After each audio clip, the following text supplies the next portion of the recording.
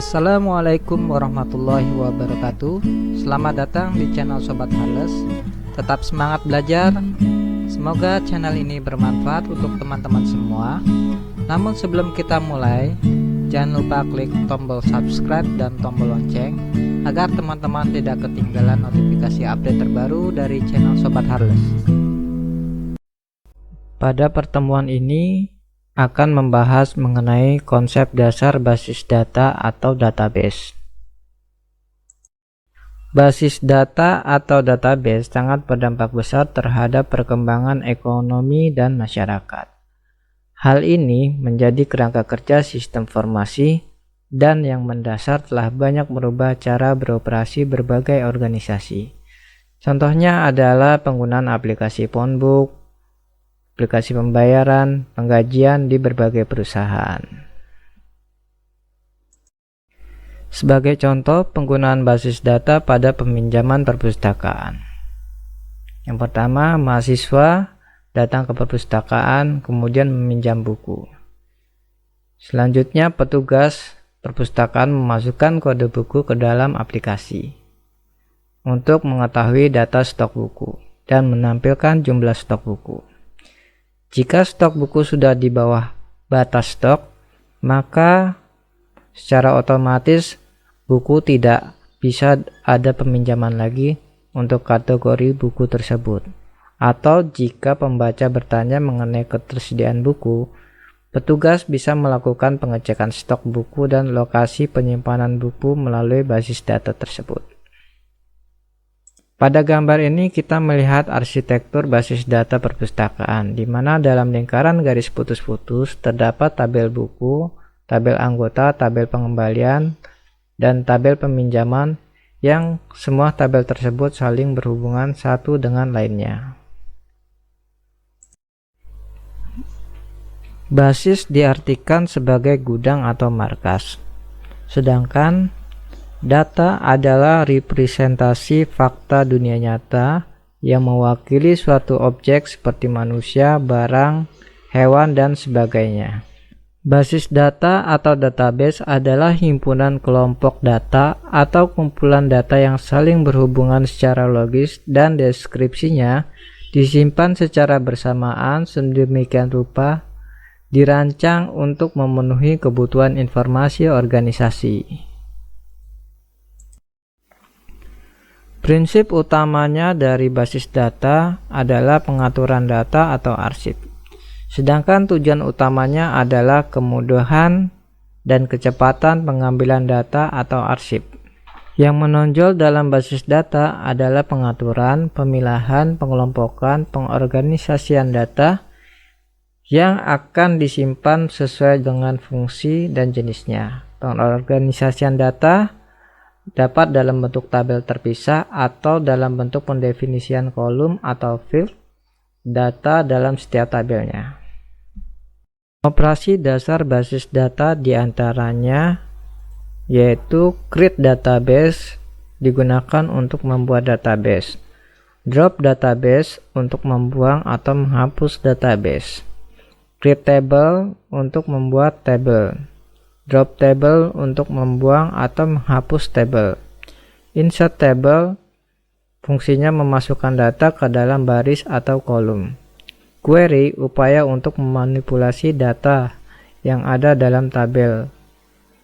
Update fungsinya sebagai pembaharuan mengenai record atau kolom.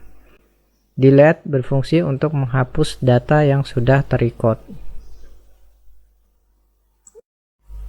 Sistem basis data di sini layaknya tatanan yang terdiri atas sejumlah komponen fungsional, saling berhubungan dan secara bersama-sama memenuhi tujuan suatu proses tertentu. Contoh sistem pada kendaraan yang memiliki komponen fungsional seperti starter untuk memulai proses pengapian BBM pada sebuah kendaraan.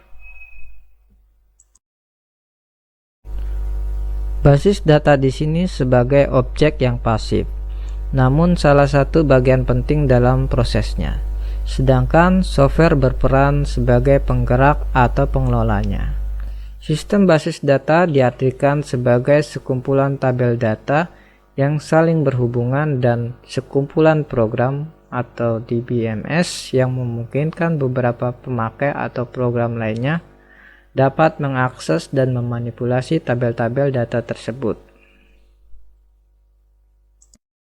DBMS di sini diartikan sebagai perangkat lunak yang memungkinkan pemakai untuk mendefinisikan, mengelola, dan mengontrol akses ke basis data. Sedangkan RDBMS yang mengelola basis data relasional atau hubungan basis data. Contohnya DBase, VogtBase, RBase, Microsoft Access, Microsoft SQL Server, hingga MySQL, dan lain sebagainya. Gambar ini kita melihat arsitektur database perpustakaan dengan 4 tabel di dalamnya dapat diakses dari sejumlah komputer secara bersamaan. Ini merupakan proses transaksi data antar multi-komputer atau multi-platform komputer. Pada gambar ini menunjukkan pola bagaimana sebuah komputer mengakses sebuah database yang menampung semua data dimulai dari anggota, data buku, transaksi peminjaman, hingga pengembalian. Di sini setiap anggota atau petugas dapat melihat fungsi yang sama sesuai dengan level akses yang diberikan. Komponen sistem basis data atau mesin di sini memiliki lingkup hardware dan software. Bridge areanya atau jembatannya pada data. Kemudian diakses oleh human atau manusia melalui prosedur dan sekumpulan orang. Hardware di sini sebagai wujud fisik yang mendukung sebuah software bekerja. Besar kecilnya tergantung dari kebutuhan organisasi dan database management system yang digunakan. Ada yang terpusat, ada pula juga yang bisa berjalan multi-platform atau desentralisasi terpisah-pisah. Software sebagai perangkat lunak yang terdiri dari DBMS dan sejumlah bahasa pemrograman yang mengakses seperti bahasa C, C++, C#, hingga SQL.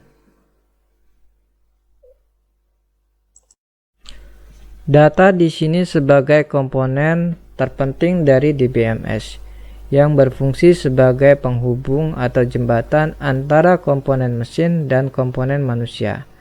Basis data berisi data operasional dan metadata, sedangkan struktur basis data disebut skema.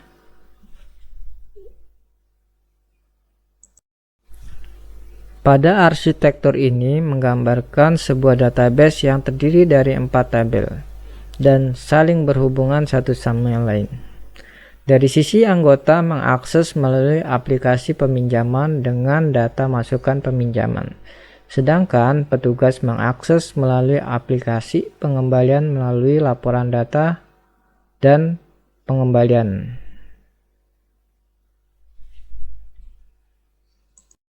Prosedur merupakan instruksi dan aturan yang mengatur desain dan penggunaan basis data. Setiap pengguna sistem dan staf yang mengelola database membutuhkan prosedur yang terdokumentasi, sehingga proses pengoperasiannya sesuai dengan SOP atau standar operasional prosedur.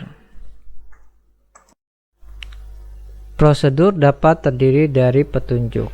Yang pertama, masuk ke database. Kedua, menggunakan fasilitas aplikasi. Ketiga, memulai dan menghentikan DBMS. 4. Menyalin cadangan atau membackup database. 5. Menangani kegagalan perangkat keras atau perangkat lunak. Dan yang terakhir adalah mengubah struktur tabel hingga arsip data dan penyimpanan sekunder. People di sini sebagai komponen terakhir orang yang terlibat dan mengoperasikan sistem tersebut. Beberapa peranan dalam lingkungan database diantaranya 1.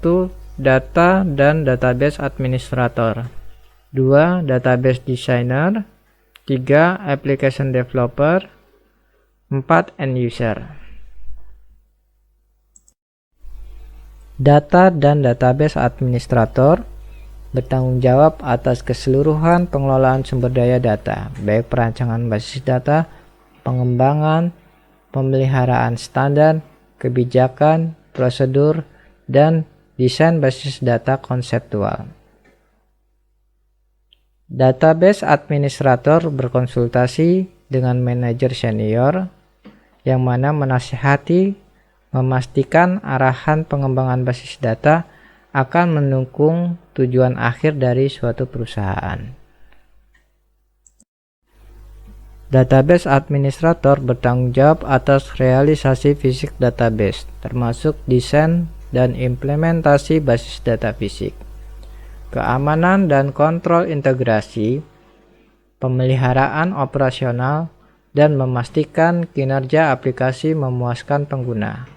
Pengetahuannya secara rinci dan termasuk lingkup dalam sistem database.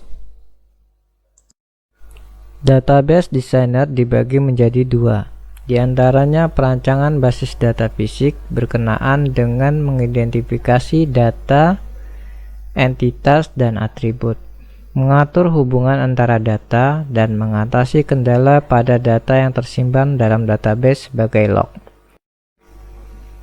Selanjutnya, perancangan basis data logis meliputi keseluruhan dan pemahaman lengkap tentang data organisasi dan kendala apapun yang terjadi pada data aturan bisnis. Application developer bertanggung jawab sebagai pengembang aplikasi berdasarkan masukan dari sistem analis yang nantinya harus diimplementasi ke pengguna akhir. End user dibagi menjadi dua. Yang pertama, user umum. Ini memanggil operasi database dengan memasukkan perintah sederhana atau memilih opsi dari menu. Sedangkan user mahir menggunakan bahasa tingkat tinggi seperti SQL, menulis dan menggunakan sendiri program aplikasi.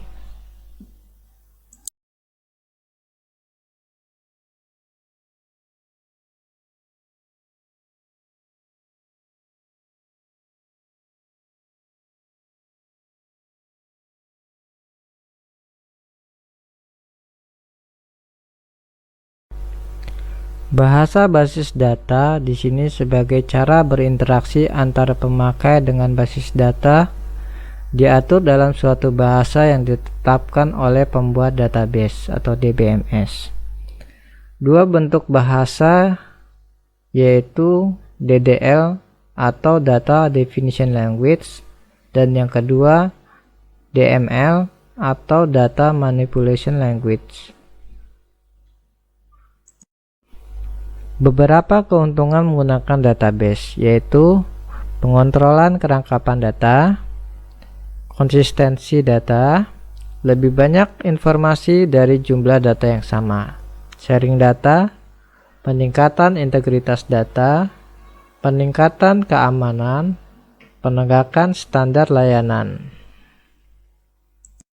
Dan beberapa kekurangan DBMS diantaranya kompleksitas, ukuran, biaya DBMS, biaya perangkat keras tambahan, biaya konversi teknologi, performa, dan dampak kegagalan lebih besar. Oke, selesai sudah sesi kita kali ini. Semoga bermanfaat untuk teman-teman semua. Jangan lupa klik tombol subscribe dan tombol lonceng agar teman-teman tidak ketinggalan notifikasi update terbaru dari channel Sobat Harless. Wassalamualaikum warahmatullahi wabarakatuh.